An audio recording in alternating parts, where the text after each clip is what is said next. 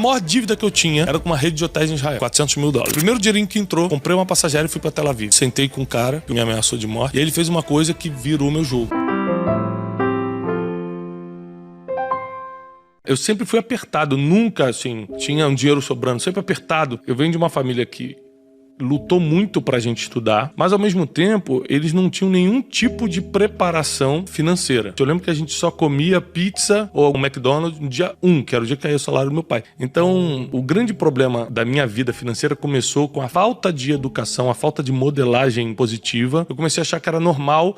Tô mal, vou ali pedir dinheiro pros outros. As coisas foram piorando quando eu comecei a ir pra rua trabalhar, já adolescente pra jovenzinho, comecei a perceber que a vida era muito difícil, porque eu ganhava R$450 e tinha que viver com aquilo. Uma coisa boa, Bruno, é que eu nunca tive medo de trabalhar e nem medo das oportunidades. Então, eu queria trabalhar com música, eu procurei o melhor estúdio de gravação da época, eu morava no Rio de Janeiro, e falei assim, eu queria trabalhar pra vocês de graça. Eu tinha 15 anos. Então, eu fiquei dos 15 aos 17 trabalhando sem remuneração, enrolando o cabo no estúdio, mas aprendi a operar a mesa de som, a montar as coisas, a tocar instrumentos. Com 17 anos, eu já estava gravando CDs. Você foi pago em conhecimento desse período. Exatamente. Então, com 17, 18 anos, eu comecei a ganhar mais. Só que o dinheiro ia embora no mesmo dia, porque era um modelo muito forte da minha família. Estava repetindo o comportamento dos seus pais. Repetia o comportamento, assim, absurdamente, entendeu? Então, eu comecei a ter dificuldades maiores, mas eu percebi uma coisa nesse tempo, que eu não gostava de trabalhar para ninguém. Quando eu conheci Janine, minha esposa, eu ainda trabalhava com música, só que a vida de música era muito instável. Tinha mês que eu ganhava 3 mil, tinha mês que eu ganhava R$300. E mais do que isso, eu sempre fui um cara ambicioso no sentido de, cara, eu quero ser o melhor ou maior nisso aqui. Aí com 19 para 20 anos eu percebi o seguinte, cara, eu não vou ser o melhor músico, eu não vou ser o melhor técnico de gravação. E segunda coisa, eu admirava muito alguns músicos que eram os melhores do Brasil. Eu lembro que eu fui gravar uma vez os músicos do Djavan como técnico de gravação, né, ali no estúdio. E aí, cara, tava lá os maiores, eram os maiores do Brasil, muito famosos, qualquer músico conhecia. E eu fui vendo os músicos chegando assim, de Fiat Uno toda arrebentada, os caras brigando pra dividir uma pizza. Cara, R$20, 5 de cada um, senão não dá. Eu falei assim, cara, eu não vou ser o maior. E se for, é até aí que eu vou. Ali eu decidi que eu queria ser alguém na vida. Eu falei, não, cara, eu tenho que partir pra ser grande, eu quero ser grande. Eu sempre pensei, essa questão de você modelar pensamento, as pessoas acham que é clichê, mas é pura verdade. E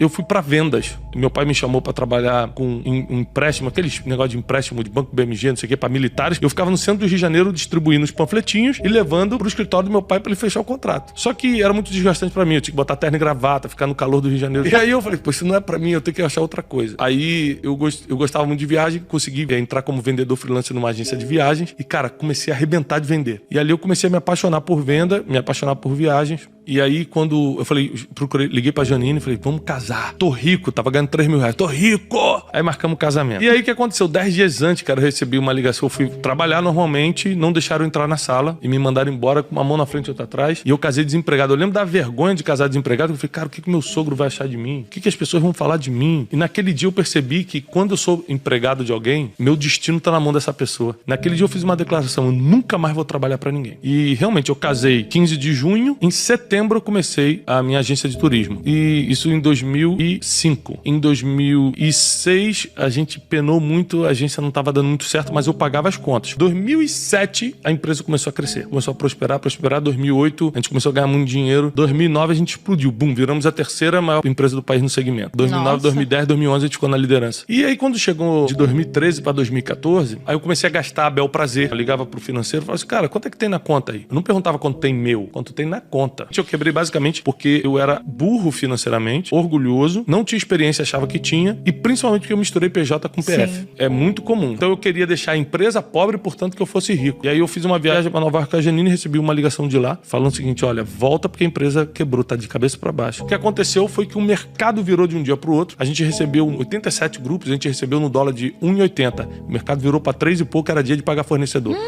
Então, tipo assim, eu tinha 3 milhões de caixa, mas tava devendo 9. Eu quebrei em 2,5 milhões de dólares. 2,5 milhões de dólares? 2,5 milhões de dólares que eu paguei em 9 meses, vou explicar como. Aí o que aconteceu? Na mesma época que o dólar disparou e a gente ficou devendo 3 vezes mais aos fornecedores, Israel entrou em guerra com a Palestina e fechou as fronteiras. O que aconteceu? Os 87 grupos pediram reembolso. Agora não tinha dinheiro pro fornecedor e não tinha dinheiro pra devolver. Eu falei, cara, não tem como sair da situação. Foi de todos os lados. E aí o que aconteceu? Automaticamente todo mundo saiu de perto de mim. Então eu me vim de um dia pro outro quebrado. quebrado. Aí o que eu fiz? Não tinha mentor. Aí o que eu pensei? Vou limpar meu nome. Todo mundo ligando, processo. Tomamos não sei quantos mil processos que eu tinha que ir. Nos processos eu ia tremendo assim, porque emocionalmente você fica destruído. No meio disso, eu fiz uma besteira. Qual foi a besteira que eu fiz? Eu queimei meu patrimônio de uma semana pra outra, vendendo a 50%, 60% do que valia pra pegar o dinheiro rápido. Então eu tinha apartamento na Barra da Tijuca, tinha meus carros, tinha terrenos. Peguei tudo. Em uma semana eu vendi todo o meu patrimônio com o ideal de vou limpar meu nome. Aqui é o fundo do poço. Aqui eu vou entrar em depressão. Aqui eu vou passar por ameaças.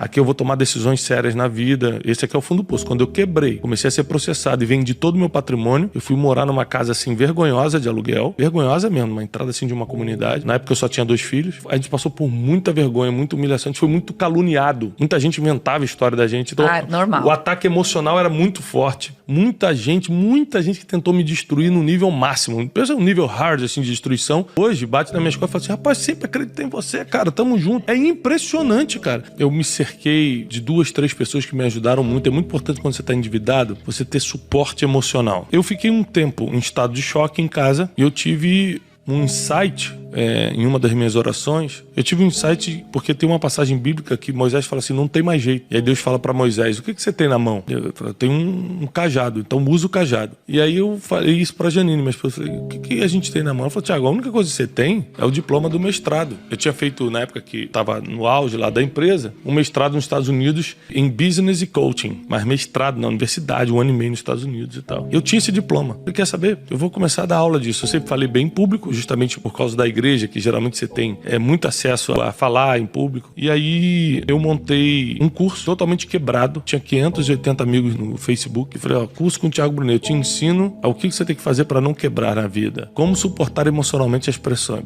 Tudo que eu estava passando eu botei ali. Só o que eu posso realmente oferecer pro cara. Aí eu botava lá embaixo, mestre em coaching pela Florida University e tal. Nunca tinha praticado isso na vida, mas era o diploma que eu tinha. E aí eu comecei a anunciar no Facebook. 12 ou 13 pessoas acreditaram e foram. Foi um diretor de Petrobras.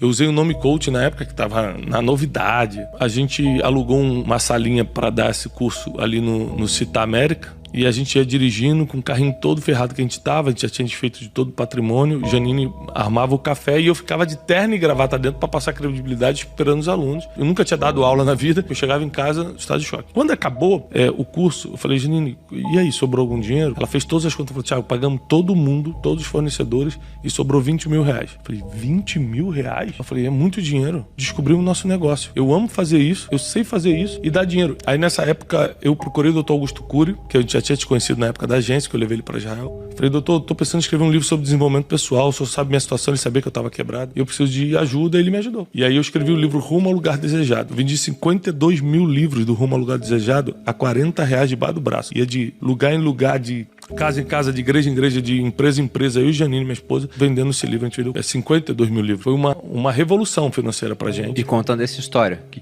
quebrou. Exatamente. E eu falava, tô saindo disso e você ainda tá me ajudando. Comecei a dar palestras em comunidade carente. Você ainda tinha dívida nessa época? A maior dívida que eu tinha era com uma rede de hotéis em Israel. Era tipo $400 mil. Era a maior dívida que eu tinha. Eu peguei um avião aqui. Primeiro dinheirinho que entrou, com isso eu comprei uma passageira e fui pra Tel Aviv. Aí sentei com um cara, que hoje é muito meu amigo, mas na época me ameaçou de morte. Ele falava assim, o Mossad vai te acertar de longe, você não vai nem ver. Vai parecer um acidente. Ele me ameaçava assim. Procurei ele e falei o seguinte, cara, olha só. Eu tenho 2 rins, eu só uso um. Você pode continuar me ameaçando. Um vai pro Mossad, o outro vai pro Shin Bet. Nervoso, mas eu não vou ter como te pagar. Não tem como, não existe a possibilidade. E eu vim aqui, eu peguei um avião, vim pra Israel, vou embora hoje mesmo pro Brasil, só pra te dizer que eu tenho um compromisso contigo, minha palavra tá dada. Ele, mas como é que você vai pagar isso? Eu falei, não tem como pagar, não sei como pagar. E aí ele fez uma coisa que virou meu jogo. Ele falou, então você vai assinar uma confissão de dívida, que o acordo era de boca, esse dinheiro eu devia de boca. Eu falei, tá bom. Ele pegou uma confissão de dívida e me fez assinar. Aí quando eu assinei, ele pegou a confissão de dívida e falou assim, cara, você veio aqui só pra isso? Eu falei, cara, só pra isso, eu vou voltar pro Ben Gurion agora, que era o aeroporto. Ele rasgou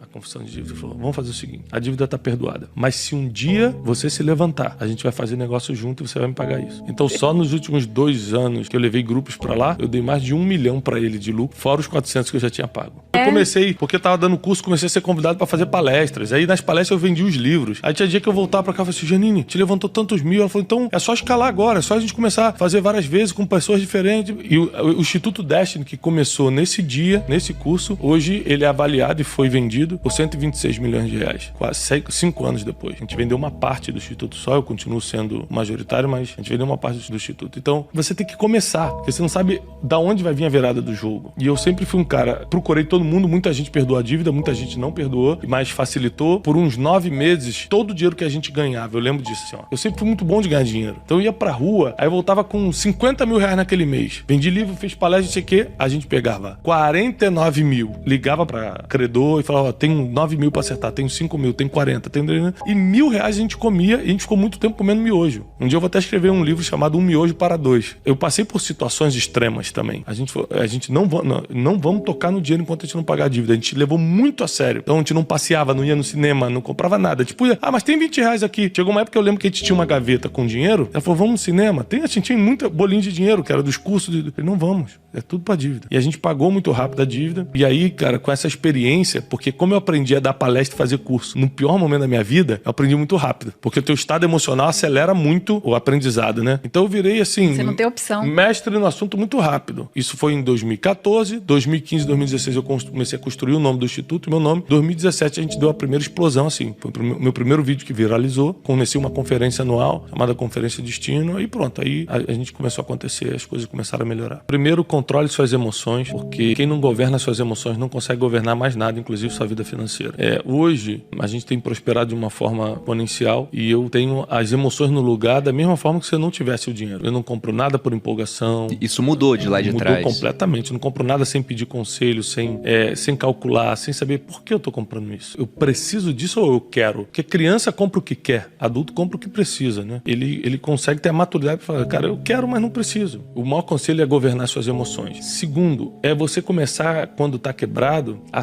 inserir-se em ambientes que vão te ensinar a decolar dali. Eu lembro que aí eu comecei a estudar, nunca tinha estudado sobre empreendedorismo e era empresário, que loucura. Aí eu comecei um monte de palestras de empreendedor, comecei a ler muito livro, eu li muito livro nessa época que eu tava quebrado, porque eu falei, nunca mais vou passar por isso. E por último, tá determinado a nunca mais voltar pra lama. Tá determinado a mudar de vida. Tá determinado a fazer tudo que você tem que fazer, não ter medo de trabalho. É sempre ser cauteloso com as amizades, mas quando perceber que a conexão é certa, investe ali, porque pode abrir uma porta boa pra você de negócios. E acima de tudo, que funcionou pra mim, foi a fé. Eu sempre acreditei que não era o meu fim.